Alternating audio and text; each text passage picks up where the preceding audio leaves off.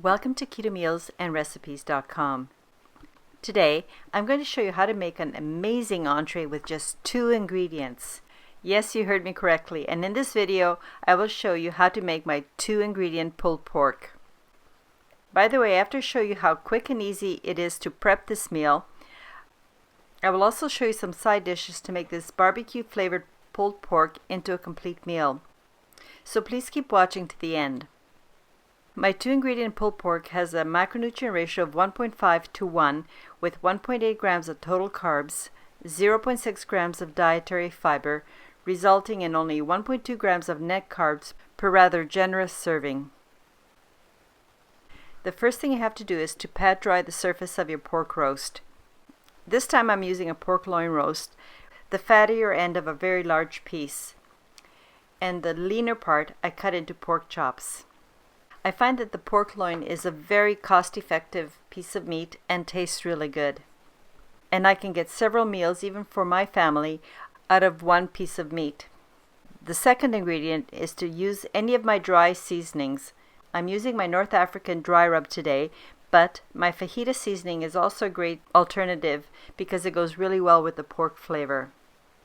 I'll provide links to everything I mentioned, including the written recipe, in the description below, so go check it out down there. Although you can buy some of these seasonings in the store, I have always found that I prefer making my seasonings at home because I can assure that my seasonings are sugar-free, gluten-free, and I know what ingredients went into it.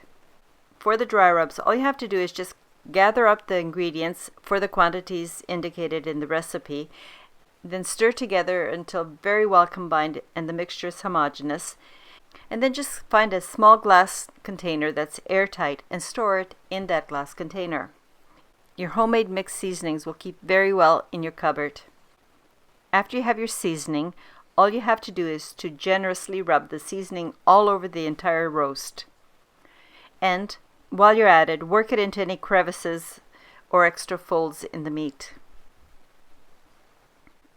The next thing you do is place the meat fat side down into your slow cooker. I really prefer using the slow cooker over oven method or Instapot method because I find that the meat is the most flavorful and moist with the slow cooker method. After placing your meat into the slow cooker, cover with the lid and set your timer either on low for about 8 hours, or alternatively you can set it to high for about 4 or 5 hours. The timing will depend on how thick your piece of meat is. This time my roast took exactly 4 hours.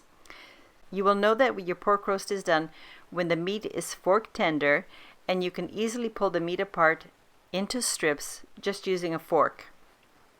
Now it's time to transfer the roast onto the cutting board. And as I said, using 2 forks, pull apart in opposite directions and just separate into thick strands. I would highly recommend you do not remove the fat because the fat adds a lot of flavor and moistness to your pulled pork.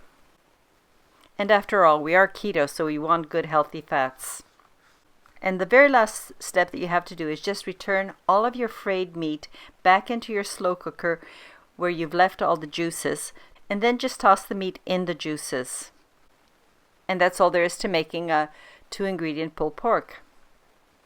As I promised, here are a few suggestions on how to serve the pulled pork. One of the ways that we incorporate the pulled pork into a meal is to make it into a taco.